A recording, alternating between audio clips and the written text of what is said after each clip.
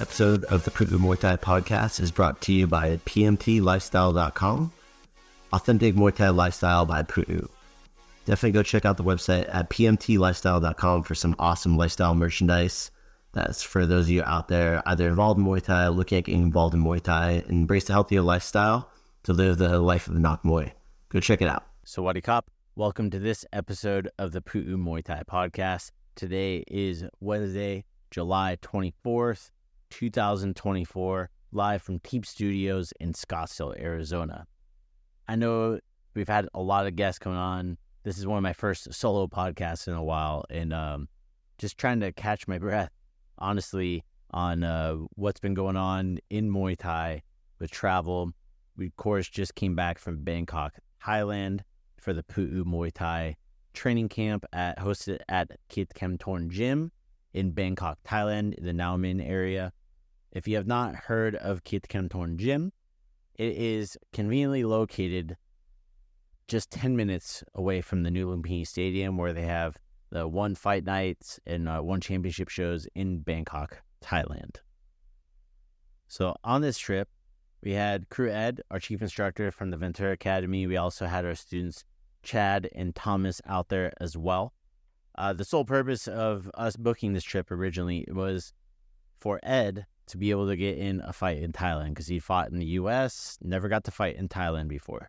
So we've been talking since when we first talked about him coming and being part of the team about getting his butt back to Thailand. So that's what this whole trip was like. That was my sole purpose, to make sure he gets a fight.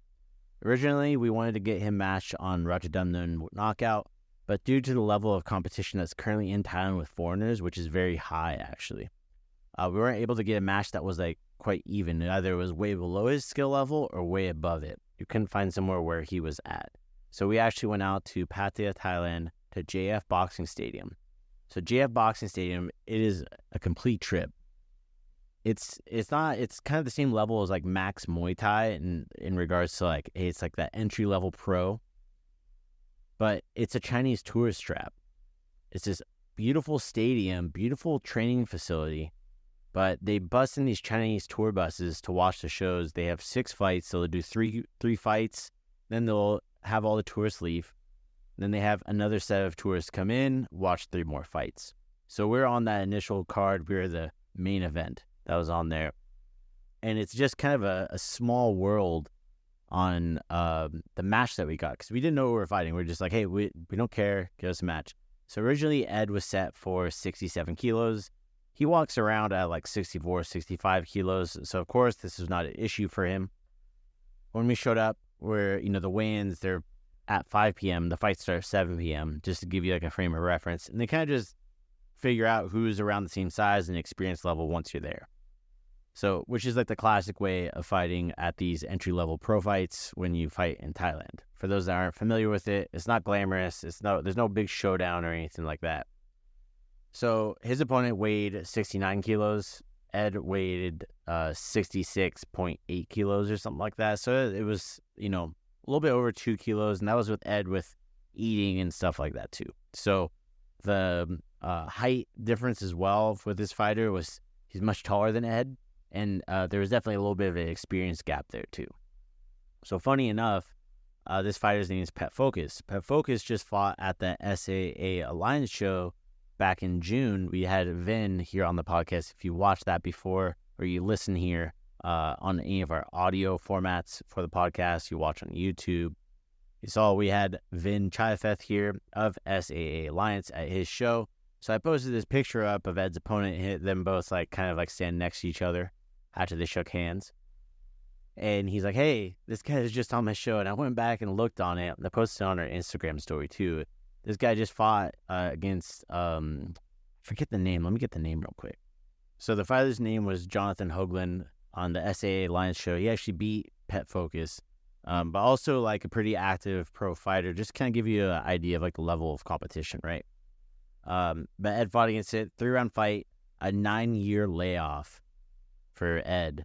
Moving across the world, we had COVID, lost the gym, changing teams, coaching full-time, traveling halfway across the world, taking a fight on a day's notice to be able to go compete is pretty gangster, right? Especially going up in weight, up in experience. But he handled it very composed, very proud of him. See how he handled himself in the ring.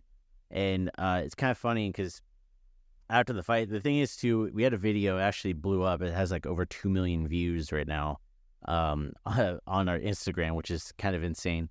Not the first time we've had a video blow up like that, but it was talking about the hand wraps, right? So it's stadium style show, so the hand wraps can be done differently. You can do like this, you roll up the tape on the knuckles, you place it on there, and you can do what's called stacking, which is very illegal, where you put like tape, gauze tape, all right?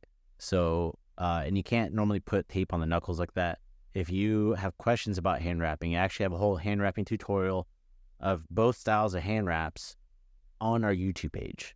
All right, so you can go watch that. It's on our YouTube. You can check that out. It's just Pu'u Muay Thai on YouTube. If you're watching this right now, just click the YouTube channel. Make sure to hit that subscribe button. And if you are listening to this, you can go check out the link down in the show notes on the podcast as well. All right. So going on to this, seeing like this hand wrap and being able to do that, it's kind of like crazy. But it's very normal for stadiums. I kind of pick fun at some of the people and kind of trigger some people. I say the most illegal hand wrap by Western standards, because it is. Like for most organizations, this hand wrap is not legal. But for these stadiums, it is 100% encouraged. It's the norm to do there. So it's always important to understand where you're fighting, so that way you can have the same advantage as everybody else, right? Or maybe you have more advantages just based upon knowing the rules. So this is why it's important to understand the rules and regulations as well. But went out to Pattaya, Thailand, day trip, drove down there with Jake from Thorn, big boss, who took good care of us and brought us down there for the fights. Went down there, 2-hour drive down, 2-hour drive back, got some food and all that stuff too. But just had an absolute blast seeing some of the fights. There's also Rafael, Thorn, had a great showing at the Sorsamai show, Superpower Muay Thai, on at Rajadamnern Stadium. He had a big come-behind win. I had a little post-fight interview from behind it. But to give you a frame of reference, this guy's had like 5 pro fights. Okay, he's also a WBC Muay Thai Portugal team member. And so he was out at the Amazing Muay Thai Festival that was out in Thailand at earlier this year, which we talked about here on the podcast as well. He is now a sponsored fighter at Thorn Gym. So he went from his fight purse being like 5,000 baht. He actually won because the odds flipped so far in his favor. Someone actually placed a big bet on him, and they paid out big time because he pulled through adversity. He got dropped with leg kicks in round 3, and then he dropped his opponent with a right hook in round 3 right after. And then he won round 4. He cut the guy twice, and he won round 5. It was just an insane thing to see a fighter develop their stadium career in Thailand. Right, that established him right away. The promoter came over, everything. It was a big win. He won 200,000 Thai baht. That was what the side bet was. So that means people won big money. It's a crazy sight to see. You see they kind of go up into these stands, and you see a guy with a big box of money, and he just gives you stacks of money, stacks of Thai baht. It's insane. But super stoked to see that happen, and seeing some of the kids from Thorn Gym.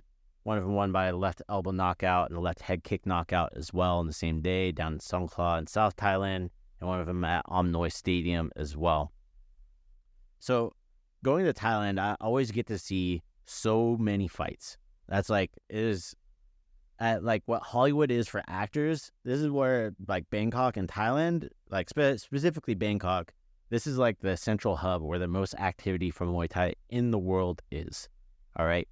So, of course, I always go over, sometimes I go to shows at night, or I go to multiple shows a day at nighttime and in the morning, midday, as many as I can. I went to over 10 shows in a 2-week span of time with jet lag. Sometimes I was nodding off, falling asleep, but that's just the nature of how it goes, right? I got to go to RWS, Rajadamnern World Series, which coincidentally, they also had one the following, like 2 days later, in Japan. They have RWS Japan now. So RWS is streamed on DAZN, which is a streaming app to do big boxing fights. Like Canelo Alvarez is on there. They had a big deal with him. And seeing RWS's production, I've seen it step up big time. It was nice before, but now their media production with Global Sports Vision, GSV in Thailand, it is absolutely epic. All right. Seeing how they do the crowd interactions, how they build up the fighters, they do their whole production, they are making money. All right, over there at RWS. I'm super stoked to see that because we talked about it here before. There's a big shift in Muay Thai, specifically in Thailand, because there's this entertainment style Muay Thai, and there's like this gambling, like I was talking about Rafael, who fought on this gambling style, stadium style show. But like the Source of My promoter is also doing entertainment style shows. He's doing the matchmaking for one Friday night fights as well. So you're seeing these kind of matches and this cultural shift where it comes into like, hey, rather than having this small fight purse and relying on side bets, is having a big guaranteed purse due to the entertainment dollars that come in. All right. Not only that, is the tourism board of Thailand is investing heavily in Muay Thai tourism. They now have what's called Destination Thailand Visa, DTV visa. It is brand new. I think the first one that's been like given was just this week. All right. And they named specifically the reason for this visa is for people for, Thai culinary, to explore and tour around or be digital nomad in Thailand, and for Muay Thai. These are the specific things that are named in there. So Muay Thai is named specifically for this visa. It allows people to stay there for 6 months at a time. All right. Just absolute great opportunity. And what's great for Thailand as well, it's all based around Thai culture. I mean, how cool is that, right? Whether this is good or bad when it comes into the entertainment style, stadium style, time will tell. But from the fighter perspective, I think is overall better for them because they're getting a guaranteed fight purse, and gambling having less pull on the sport means we're going to see more, like, I guess, riskier techniques, right? Seeing more like the back elbows, seeing more jump knees, or different style of like older Muay Thai techniques, because you have to look at it from a gambling sense that if there's a fighter doing riskier techniques, the chance of you gambling on them is going to be significantly less, right? As opposed to the safe fighter who really works on controlling strong basics, right?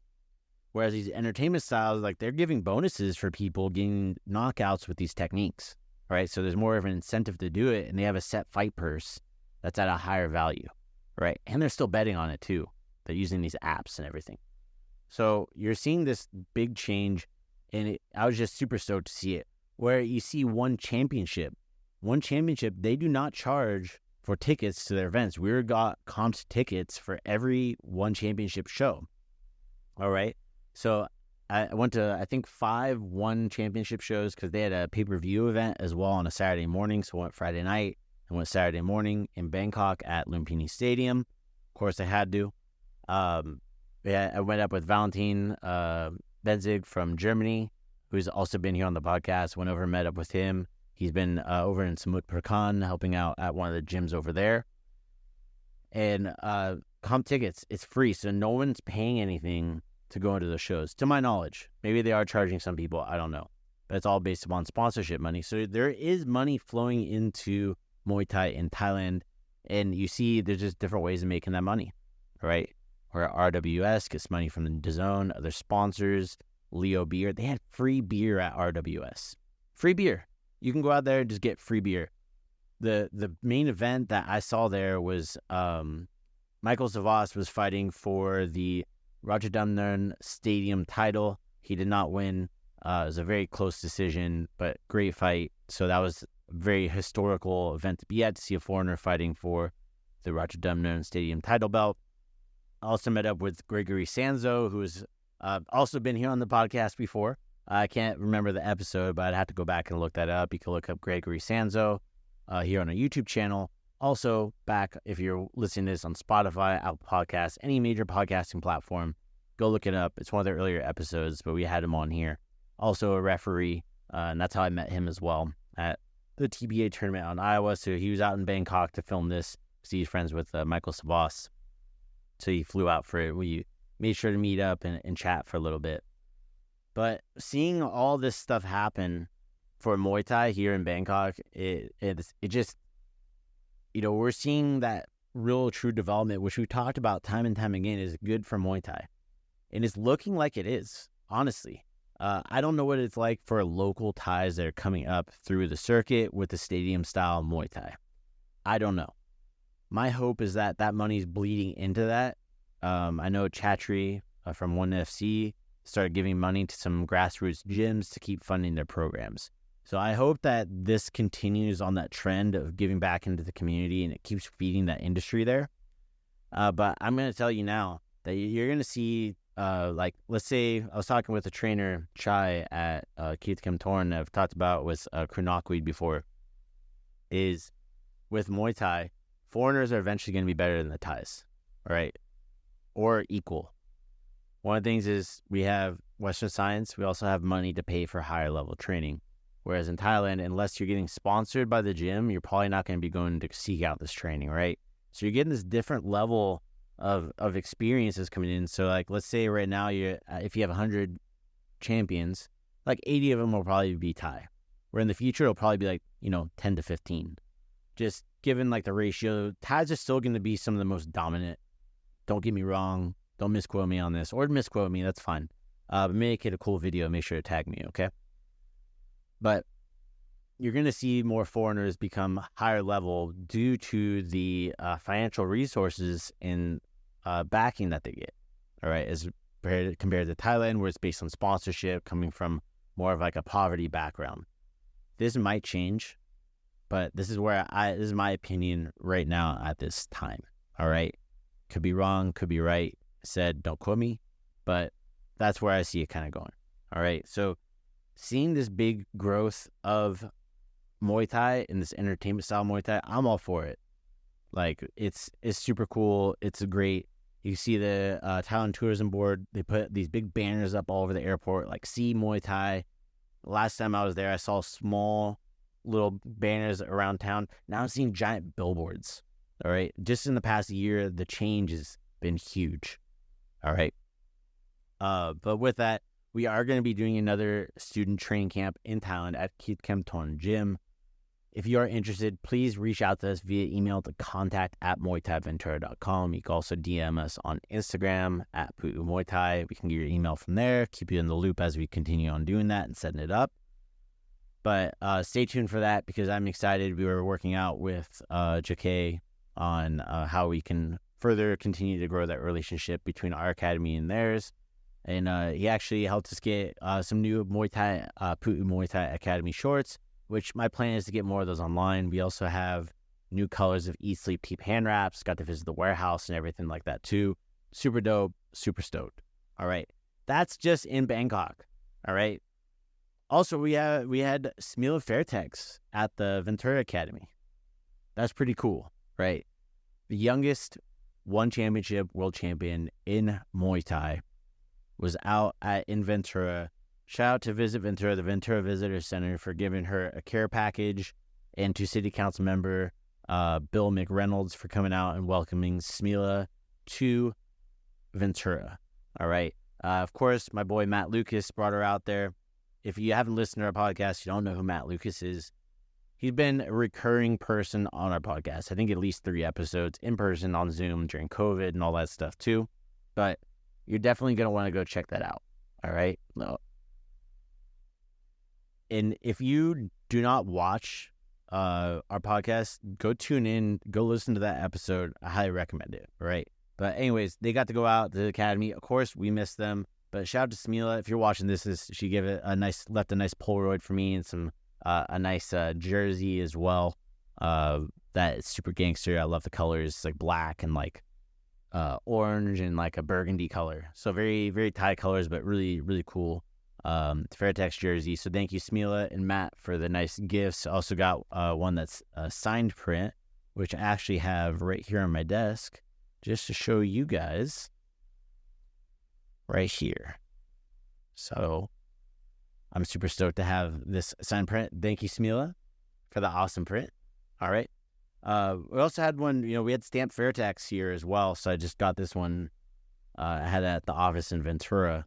So I'm going to get hung up here for the Teep Studios because it's super badass. Got it signed by Stamp as well. So all the one championship world champions coming through Pu'u Muay Thai in Ventura, bringing the highest level of Muay Thai to our community in Ventura. Somebody commented on there, how cool is that to be getting one-on-one advice from a world champion in a small environment like that?